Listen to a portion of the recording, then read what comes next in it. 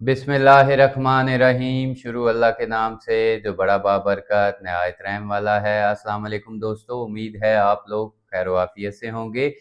आज हम एक ऐसे मौजू पर बात करेंगे जिसके बारे में पाकिस्तान में बहुत ज़्यादा गलतफहमियां पाई जाती हैं। अक्सर लोग समझते हैं कि अगर उन्होंने किसी बच्चे को गोद ले लिया है तो वो कानूनी तौर पर उनका हकीकी बेटा या फिर बेटी बन जाएगा, उनका नाम इस्तेमाल कर सकेगा और उनकी जायदाद में भी खुद ब खुद हिस्सेदार बन जाएगा। लेकिन सवाल ये है कि इस बारे में पाकिस्तान का कानून क्या कहता है। तो आइए आसान ज़बान में इस वीडियो में हम इसको समझते हैं। सबसे पहले तो ये जान लीजिए कि पाकिस्तान में वेस्टर्न कंट्रीज़ की तरह अडॉप्शन का कोई लॉ मौजूद नहीं है, यानी कि ऐसा कानून नहीं है जो किसी बच्चे का असल नस्ब ख़त्म करके उसे नए वालिदैन का हकीकी वो कानूनी बच्चा बना दे। अगर कोई बच्चा लावारिस हो या उसकी देखभाल करने वाला कोई ना हो तो अदालत गार्डियन एंड वार्ड्स एक्ट 1890 के तहत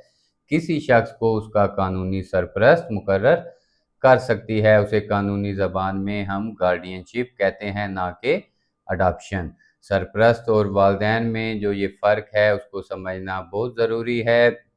तो सरपरस्त बच्चे की तालीम, सेहत, रिहाइश और परवरिश का ज़िम्मेदार होता है, लेकिन सरपरस्त बनने से बच्चे का नस्ब हसब तब्दील नहीं हुआ करता। उसके हकीकी वालिदैन वही रहते हैं जिनसे उसकी पैदाइश हुई होती है। अगर वो मालूम हो कि फ़लाँ शख्स इस बच्चे का वालिद था और फ़लाँ शख्स या फ़लाँ औरत जो है उस बच्चे की वालदा है।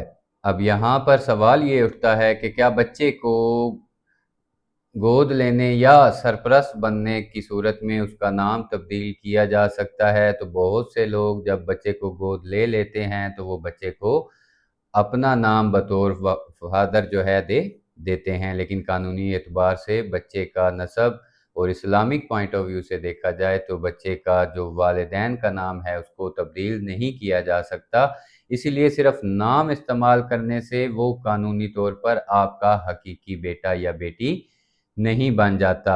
अब सवाल यहाँ पर जो सबसे अहम सवाल है और जिस पे अक्सर लोग उलझन का शिकार होते हैं कि क्या किसी गोद लिए बच्चे का विरासत में भी हक बन सकता है। तो इसका जवाब ये है कि अगर सिर्फ सरपरस्ती हासिल की गई हो तो बच्चा खुद ब खुद सरपरस्त की शरई विरासत का हकदार बिल्कुल नहीं बनता। इस तरह सरपरस्त भी बच्चे की विरासत में से कोई हिस्सा नहीं ले सकता क्योंकि वो उसका हकीकी वालिद नहीं होता। अलबत्ता सरपरस्त या फिर वो बच्चा अपनी ज़िंदगी में अपनी कोई भी जायदाद बतौर तोहफ़ा या बतौर वसीयत उस शख्स को दे दे तो उस सूरत में ये एक अलग मामला बन जाता है। और अब यहाँ पर एक और इम्पोर्टेंट सवाल ये बनता है कि अदालत सरपरस्ती कब देती है।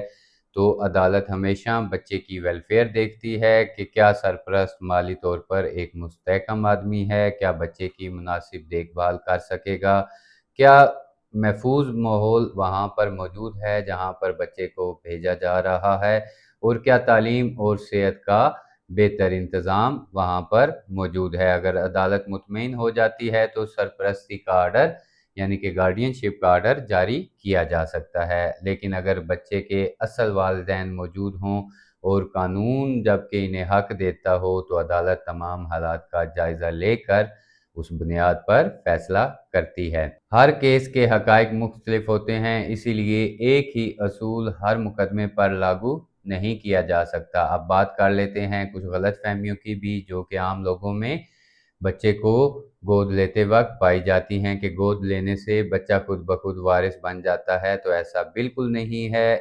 दूसरी गलतफहमी जो लोगों में पाई जाती है कि गोद लेने से बच्चे का जो नस्ब है या हसब है ये चेंज हो जाता है। तो कानूनी तौर पर और इस्लामिक पॉइंट ऑफ व्यू से भी ये एक गलतफहमी है और टोटली गलत परसेप्शन बनी हुई है। तीसरी ये कि लोग कोशिश करते हैं कि सिर्फ स्टैम्प पेपर पर एक एग्रीमेंट करके बच्चे को गोद ले लेते हैं या उसकी सरपरस्ती हासिल कर लेते हैं, जो कि एक टोटली गलत अमल है। और गार्डियन एंड वार्ड्स एक्ट 1890 और पाकिस्तान फैमिली कोर्ट एक्ट 1964 के तहत ये प्रोसीजर अडॉप्ट करना एक गलत अमल होगा। अगर कानूनी सरपरस्ती दरकार हो तो अदालत का आर्डर ज़रूरी होता है। अगर आप किसी बच्चे की कफ़ालत या सरपरस्ती हासिल करना चाहते हैं तो सुनी सुनाई बातों पर अमल ना किया करें, बल्कि पहले कानूनी रहनुमाई हासिल किया करें, ताकि बाद में किसी भी किस्म का डिस्प्यूट पैदा